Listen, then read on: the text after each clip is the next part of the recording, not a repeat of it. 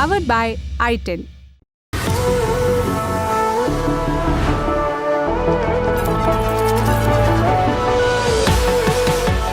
रेणुका स्वामी murder case में आरोपी Kannada actor दर्शन तुगुदीपा यहाँ की परपन्ना अग्रहारा सेंट्रल जेल में है और जेल से उसकी कुछ तस्वीरें और वीडियो सामने आए हैं। वायरल इन तस्वीरों में एक्टर जेल में दूसरे कैदियों के साथ लॉन में बैठकर मग में कॉफ़ी और सिगरेट पीता दिख रहा है। साथ ही वो किसी से वीडियो कॉल पर भी बात कर रहा है। जेल में वीआईपी ट्रीटमेंट का आरोप। फोटो वीडियो सामने आने के बाद प्रशासन ने जेल के शीर्ष अधिकारियों को तलब किया। 7 जेल कर्मियों को सस्पेंड किया। जेल अधीक्षक का तबादला कर दिया। डीजे कारागार ने जाँच के आदेश दिए। अब इस हत्याकांड के भी कुछ पहलू जान लेते हैं। जिस आदमी का रेणुका स्वामी का कत्ल हुआ वो असल में एक्टर दर्शन तुगुदीपा का फैन था। आरोप है कि फिर उसने दर्शन की दोस्त और एक्ट्रेस पवित्रा गौड़ा की अश्लील मैसेज करने शुरू कर दिए और उनके खिलाफ सोशल मीडिया पर आपत्तिजनक कमेंट्स भी पोस्ट किए। वो लिख रहा था कि पवित्रा ने दर्शन और उनकी पत्नी विजयलक्ष्मी के रिश्ते में दरार लाई।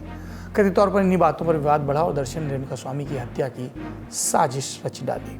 अगली सुर्खी भी यूपी से। 27 अगस्त को बहुजन समाज पार्टी की राष्ट्रीय कार्यकारिणी की बैठक है। मायावती को एक बार फिर पार्टी अध्यक्ष चुना जा सकता है, पर इसके एक दिन पहले अफवाह फैली कि वो एक्टिव पॉलिटिक्स से संन्यास लेने जा रही हैं। इसके बाद मायावती का ट्वीट आया और उन्होंने खबर का खंडन करते हुए लिखा, जब से पार्टी ने उनके अस्वस्थ विकट हालत के चलते आकाश आनंद को बसपा के उत्तराधिकारी के तौर पर आगे बढ़ाया, तब से वे इस तरह की अफवाहें प्रचारित की जा रही हैं। अगली पोस्ट में उन्होंने लिखा कि मुझे राष्ट्रपति बनाए जाने की अफवाह भी उड़ाई गई, जबकि मान्यवर श्री काशी राम जी ने ऐसे ऑफर को ये कहकर ठुकरा दिया था कि राष्ट्रपति बनने का मतलब है सक्रिय राजनीति से संन्यास लेना, जो पार्टी में उन्हें गवारा नहीं था। तो फिर उनकी शिष्या को ये स्वीकारना कैसे संभव होगा। एक और पोस्ट में उन्होंने गेस्ट हाउस कांड को लेकर सपा और कांग्रेस को भी निशाने पर लिया और लिखा, सपा जिसने 2 जून 1995 मुझ पर जानलेवा हमला कराया, तो इस पर कांग्रेस कभी क्यों नहीं बोलती है, जबकि उस दौरान केंद्र में रही कांग्रेस सरकार ने भी समय से अपना दायित्व नहीं निभाया था। अगली सुर्खी झारखंड से। राज्य के पूर्व मुख्यमंत्री चंपई सोरेन दिल्ली के दौरे पर एक बार फिर से हैं। एक हफ्ते में दूसरी बार आए। अपनी पार्टी झारखंड मुक्ति मोर्चा से नाराज हैं।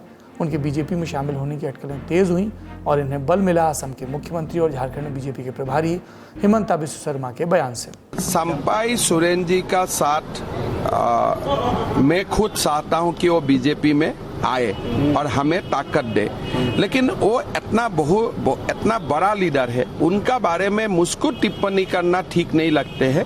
मैं तो चाहता हूं हेमंत सोरेन जी भी बीजेपी में आए। किस लिए? बीजेपी का मतलब क्या है? राष्ट्रभक्ति। बीजेपी ऐसा एक मंच है, मोदी जी का नेतृत्व में खुद हेमंत सोरेन जी भी है। पार्टी तोड़ने का क्या बात है? हम लोग मिल के काम करता हूँ, देश का ही काम करता हूँ। हिमंता ने चंपई को बीजेपी में शामिल होने का ऑफर तो दिया ही, साथ में हेमंत सोरेन को भी बीजेपी ज्वाइन करने की पेशकश कर दी। चंपई सोरेन जेएमएम छोड़ने के संकेत भले दे चुके हों, लेकिन अभी भी हेमंत सोरेन सरकार में कैबिनेट मंत्री के पद पर बने हुए हैं। आखिरी सुर्खी। एक्ट्रेस और मंडी से भाजपा सांसद कंगना रनावत के एक बयान पर विवाद खड़ा हो गया है। उन्होंने बांग्लादेश में हो रहे प्रोटेस्ट की तुलना पिछले साल हुए किसान आंदोलन से की और कहा कि अगर बीजेपी का शीर्ष नेतृत्व मजबूत नहीं होता तो किसान आंदोलन के दौरान पंजाब को भी बांग्लादेश बनाया जाता। उन्होंने वहाँ पर रेप होने का भी इल्ज़ाम लगाया। साथ में इन सब के पीछे अमेरिकी साजिश का भी हवाला दिया। टेक्स्ट और वीडियो यानी अखबार और मीडिया को दिए इन इंटरव्यूज़ में कंगना अपनी फिल्म इमरजेंसी के प्रचार के बहाने समसामयिक मुद्दों पर अपनी राय दे रही थी।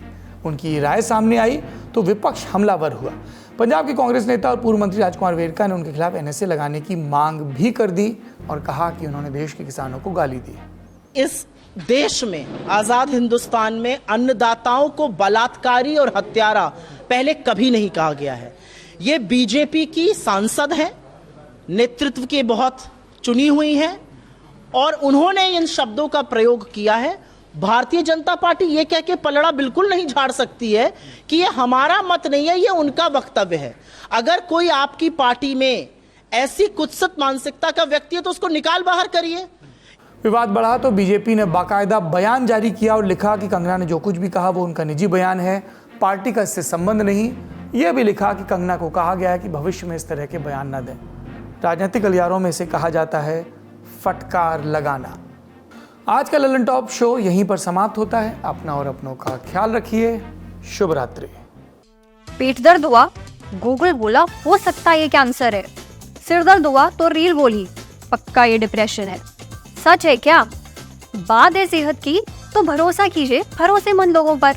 आपको इंटरनेट के नीम हकीमों से बचाने, सच्ची बात बताने एक बार फिर दिल्ली में जम रहा है सेहत अड्डा।